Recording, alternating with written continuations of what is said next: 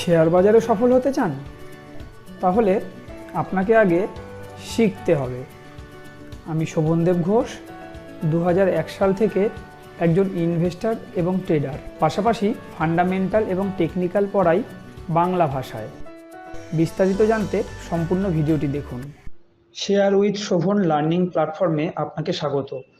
চলুন প্রথমেই আপনাকে আমাদের ওয়েবসাইটের সাথে পরিচয় করাই। www.sharewithshobhan.in ওয়েবসাইটে আমাদের লার্নিং প্ল্যাটফর্মের যাবতীয় তথ্য দেওয়া রয়েছে, যা আপনাকে শেয়ার বাজার শিক্ষায় দিশা দেখাবে। আর আমাদের সাথে যোগাযোগ করবার পূর্বে অবশ্যই আমাদের পাস্ট পারফরমেন্স যাচাই করে নেওয়ার অনুরোধ রাখব, কারণ স্টক মার্কেট একটি প্রফেশনাল কোর্স। এখানে পারফরমেন্সই শেষ কথা। আমরা প্রতিদিনের পারফরমেন্স শেয়ার করে থাকি। চলুন এক ঝলকে আজকের পারফরমেন্স দেখে নেওয়া যাক।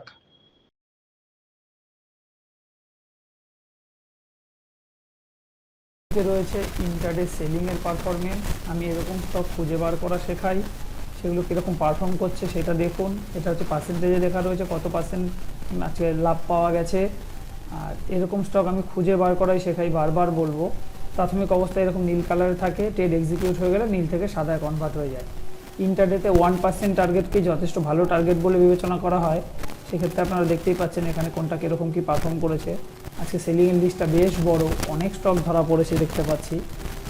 এরপর আমরা যেটা দেখবো সেটা হচ্ছে বাইংয়ের লিস্ট, যেটা আমাদের বাদিকে রয়েছে। আমি আস্তে আস্তে আবার স্ক্রলিং করছি, একটু দেখে নিন, প্রয়োজনে আর একবার চোখ বুলিয়ে নিন। বাদিকে রয়েছে ইন্টারডে বাইং, সেগুলো কোনটা কত পার্সেন্ট বেনিফিট দিতে পেরেছে এখান থেকে দেখতে পাচ্ছেন। আবারও বলবো, এরকম স্টক কীভাবে খুঁজে বার করতে হয় আমি সেটা শেখাবো। আমার স্টুডেন্টরা যেন চিরকাল আমার মুখাপেক্ষী হয়ে না থাকে, সেটাই আমি চাই। তারা নিজেরা যেন স্বাবলম্বী হতে পারে। এরপর যেটা দেখি সেটা হচ্ছে সুইং, অর্থাৎ 14 দিনের জন্য, ম্যাক্সিমাম 14 দিনের জন্য।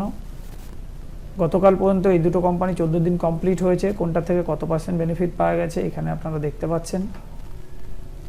তারপর আমরা যেটা দেখি সেটা হচ্ছে 3 মাসের হোল্ডিং। এটা ছিল কোয়ার্টার 1-এর কত পার্সেন্ট কোনটা থেকে কি। হ্যাঁ, এই স্টকটা সত্যিই ভাববার বিষয়। 80টা ক্রেডিট 21শে জুলাই 2024 এই লিস্টে এসেছিলো। সেদিন দাম ছিল 82 টাকা, আজকে 909 টাকা। মাত্র 173 দিন, 6 মাসও নয়, 1000%-এর উপরে কিন্তু স্টকটা গেন দিয়ে দিয়েছে। এখানে আপনারা দেখতেই পাচ্ছেন কোনটা কত পার্সেন্ট কি গেন দিয়েছে। এগুলো আজকের ক্লোজিং ধরে 55 দিনের হাই ধরে সেটা হিসাব করলে আরও অনেক ভালো পারফরমেন্স থাকবে। এটা প্রায় 100%-এ চলে গেছিলো গেন। আর এইটা হচ্ছে লাস্ট কোয়ার্টারের, কবে ওয়াচ লিস্টে এসেছিলো, সেদিন তার কী দাম ছিল, লাস্ট 55 দিনের মধ্যে কোথায় গেছিলো দাম, আজকে কি ক্লোজিং আছে, আজকে কোনটা কত পার্সেন্ট বেড়েছে কমেছে, কোন স্টক কতদিন হোল্ডিং হচ্ছে এবং কোনটা কত পার্সেন্ট বেনিফিট দিচ্ছে। অর্থাৎ আজকের ক্লোজিং ধরে কোনটা কত পার্সেন্ট বেনিফিট লস কী দিচ্ছে সব এখানে রয়েছে।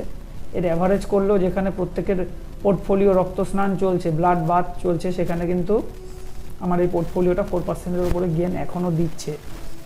আবার নতুন রেজাল্ট বেরোতে এখন শুরু করবে, আবার নতুন নাম এখানে অ্যাড করবো, তখন এগুলোকে ডিলিট করে দেবো, এখানে নতুন নাম সব অ্যাড হয়ে যাবে।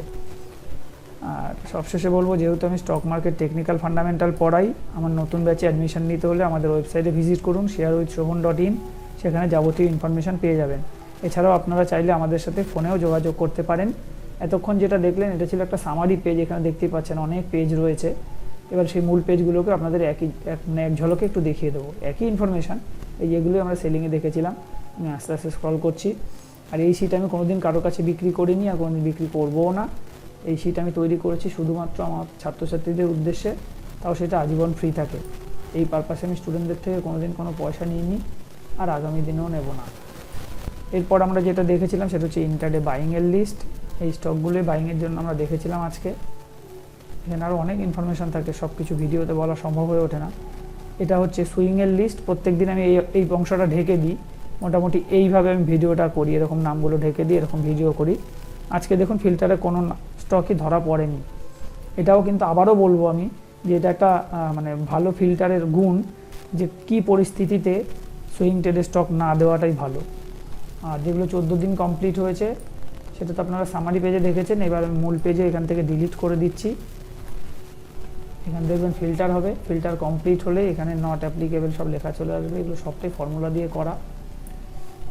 আর গতকাল একটা স্টক অ্যাড হয়েছিল যেটা এখন 0 ডেজ দেখাচ্ছে, এই যে আজকের তারিখ দিয়ে রয়েছে।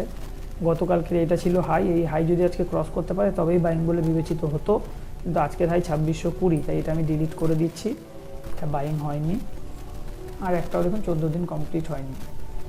আমি যে কোর্সটা তৈরি করেছি এটা একটা কম্প্যাক্ট কোর্স, ফান্ডামেন্টাল টেকনিক্যালের পাশাপাশি risk management, money management, portfolio management সবটাই আমি পড়াই, যাতে একজন স্টুডেন্টকে পরিপূর্ণভাবে তৈরি করা যায়। আর প্রত্যেক দিনের মতো আজও সেক্টর অ্যানালাইসিস দিয়ে শেষ করব। এই অংশটা দেখলেই আমরা বুঝতে পারি যে কোন সেক্টরটা আছে কীরকম চলতে যাচ্ছে, কারণ এটা লাইভ মার্কেটে কন্টিনিউ আপডেট হয়, এটা কিন্তু কোনো নর্মাল এক্সেল শিট নয়, এটা গুগল শিট, প্রত্যেকটা রেট লাইভ মার্কেটে কিন্তু চেঞ্জ হতে থাকে। এছাড়াও এই অংশটা দেখলে আমরা বুঝতে পেরে যাই কোন সেক্টরটার মধ্যে কতটা স্ট্রেংথ আছে। যেমন পিএসইউ ব্যাংকের অবস্থা সব থেকে খারাপ দেখতে পাচ্ছি, প্রায় 16% down, energy, metal, realty, media প্রত্যেকটাই খারাপ। সেই তুলনায় কে ভালো? এফএমসিজি ভালো, আইটি তুলনামূলক ভালো আছে। ফার্মা অনেক দিন ধরে রেখেছিল, কিন্তু ফার্মাও আস্তে আস্তে এবার খারাপের দিকে যেতে শুরু করেছে, অটোও আস্তে আস্তে যাচ্ছে নিচের দিকে। যাই হোক, মানে সরকারি ব্যাংকগুলোর অবস্থা সব থেকে খারাপ। এটা আমারই বিরাট দীর্ঘ ভিডিও করার প্রয়োজন পড়ে না, নিফটি ব্যাংক নিফটি কী অবস্থায় আছে খুব সহজেই আমরা এই শীটটা থেকেই বুঝে যাব।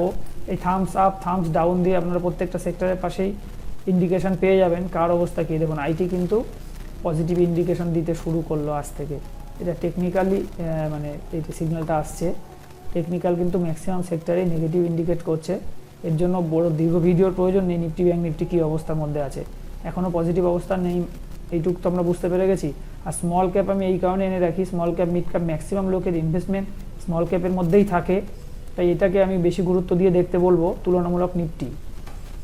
এছাড়াও এখানে আরও অনেক ইনফরমেশান থাকে, আজকের হাই লো প্রত্যেকটা মানে সেক্টরে তার পিভট সাপোর্ট রেজিস্ট্যান্স যাবতীয় কিছুগুলো সব অটো আপডেট হয়ে যায়, রাত্রি 12টা বাজলে অটো আপডেট হয়ে যায়।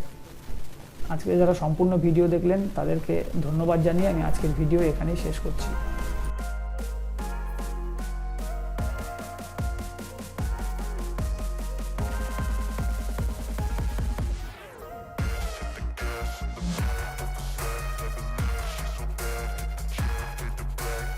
ভিডিওটি এখানেই শেষ করব, আর শেষ করবার পূর্বে বলবো, যদি ভিডিওটি আপনার ভালো লেগে থাকে তাহলে লাইক করুন, এবং চ্যানেলটি যদি আপনার কাজের মনে হয় তাহলে চ্যানেলটিকে সাবস্ক্রাইব ও শেয়ার করতে ভুলবেন না। ভালো থাকবেন, সুস্থ থাকবেন, ধন্যবাদ।